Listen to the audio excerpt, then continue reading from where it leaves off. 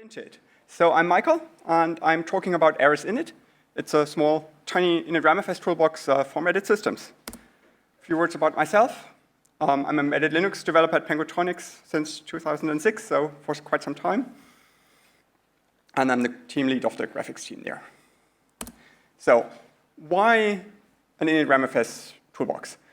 So historically, at least from my perspective, in embedded Linux, we didn't use initramfs at all in most cases, because the root file system was mounted easily, it was always the same device, there is no complexity there, and just leaving initramfs away, it just makes it easier, and that's what we did for a long time.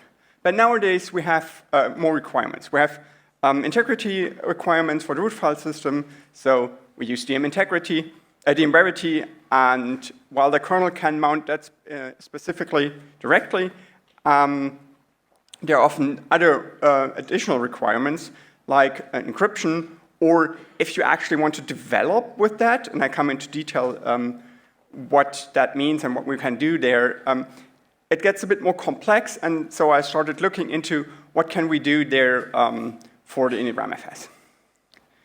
So what are my requirements? Well, first of all, I wanted something with a minimal overhead, and that means size, and that also implies time, basically.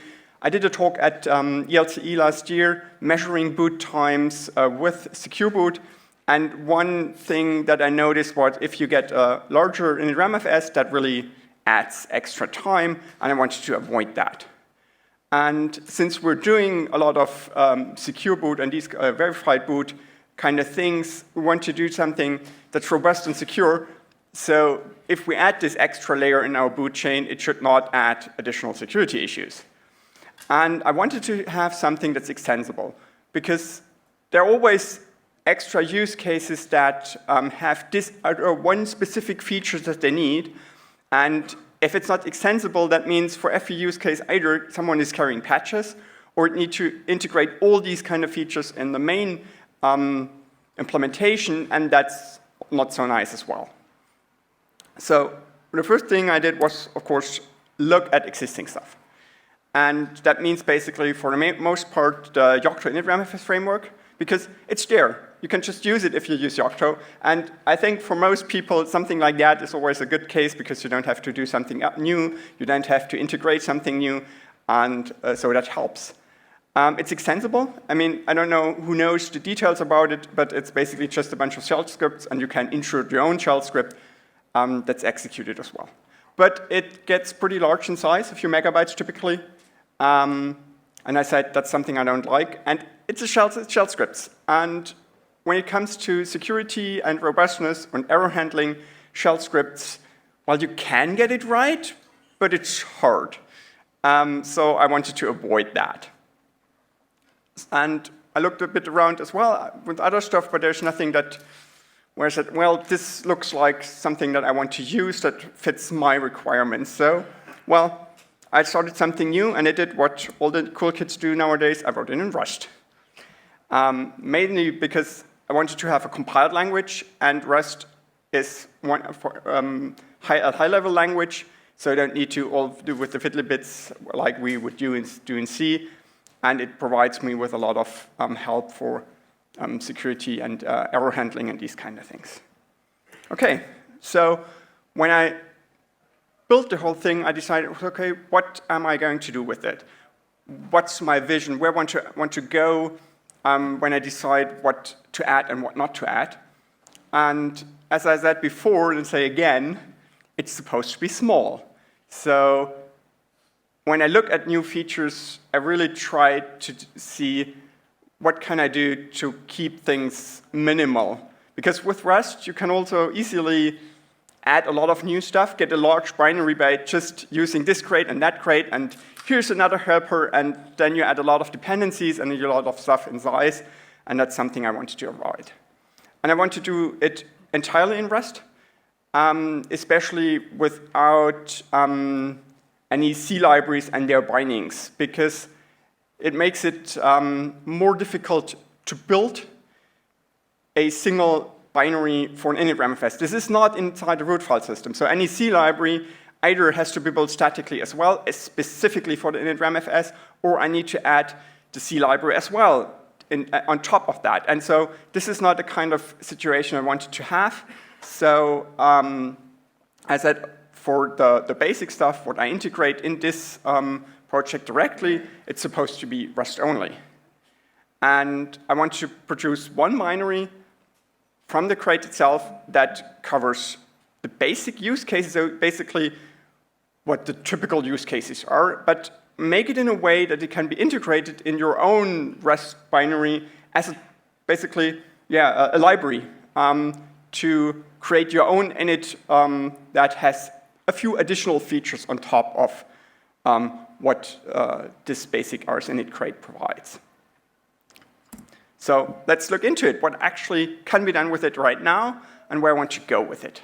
Well, first of all, we want to mount the root file system, of course. And for the most part, we start with what the kernel can already do. So basically, for the, let's say, all simple cases, if you provide kernel command lines that the kernel would be able to mount directly, most of that rsinit will mount transparently as well. So it helps with transitioning, and it helps with recognizing the kernel command line options, etc. So normal partitions work. The Envarity works as well. That's why I started the whole project, so that's in there, of course. Starting root file system from NFS for development, that's there as well. 9pfs, I don't know how many people have used it or know about it. Show of hands, maybe?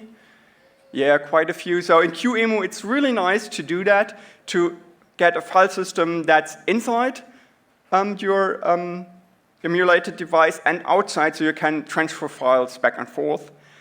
But you can also use 9pfs over USB on a real device. Just need a USB device port on your device, attach that to a PC or your server or whatever, and then you can do USB 9p over USB. That requires some extra setup, and rsinit has support for that. It's really nice if you have a setup where you don't need, where you don't have networking, or you don't want to rely on networking for your root file system. Obviously, more to come. This project is pretty new, but that's the basics that we have right now for mounting. So for development, stuff like the Envarity makes things harder, because we cannot just no longer say, let's remount our file system writable and just copy a bunch of files to edit things, copy our binaries, test again, recompile, copy the binaries as well. So unless we have some way of doing a writable root file system, that would require rewriting the whole file system, and it takes longer. That makes development and debugging slower. So what I've started with in rsinit to provide helpers to make it possible to mount an overlay FS on top of the root file system right before the actual init starts. So it's transparently already there with everything. And then boot, and then later on it can still be mounted read-writable. And you can copy stuff on top. And either if it's a volatile overlay, it's gone the next time you boot. But if it's a persistent overlay from some kind of partition, then you can actually copy things onto that, reboot with your modifications, test these kind of things, and do that loop again and again. And as a bonus, if you just throw away the overlay, then you have the clear original root file system back, not something you had before when you start modifying your root file system again and again and again, and you don't know what are the local modifications and what was originally provided in your image. Okay. That's for that. So, and another thing is a feature for kernel developers. I don't know, I'm guessing that a few kernel developers are here. If you just do kernel development, then the typical use case would often be, I just want to replace my kernel, right? And my kernel modules. And again, we have the read-only root file system, and it makes things hard. So what my colleague came up with is, hey, if we can do a kernel, and we put the kernel modules in an initramfs, and deploy just the kernel and the kernel modules together via networking like TFTP or NFS to the bootloader, load that kernel, use the original initramfs from your system, add the additional initramfs with the kernel modules, and you can concatenate initramfs. You just chain them together, and the kernel will extract each one of them. And then rsinit will come and see, okay, I have this additional kernel command line. I'll look into the initramfs, and if there are kernel modules that match the kernel that was just shorted, then these kernel modules are bind-mounted on top of the root file system. So you have suddenly your new kernel and the new kernel modules, and you can just do your development loop like that without modifying the root file system. And that makes it a lot easier, a lot faster to do these kind of kernel developments. There is a talk at FOSDEM that my colleague gave, Ahmad. I've put the link here, and he explained a bit more on what his vision was there. I think there are minor differences in the whole thing in terms of how the integration in rsinit works, because it was an earlier version of the merge request that he described there compared to what was merged in the end. Okay. Well, another thing I've looked at is read ahead. Read ahead basically as a method to reduce the boot time. Steve Rusted had a talk at ELCE, I don't know, 2 or 3 years ago, where he picked up this topic and explained how to use a trace event instead of kernel patches that the original implementation had. And what I did was take his idea and implement that in rsinit. Basically use the trace event to trace which blocks of the files are read at boot time, collect that into a file. This needs to be copied then manually and into your BSP, whatever, then added to the initramfs.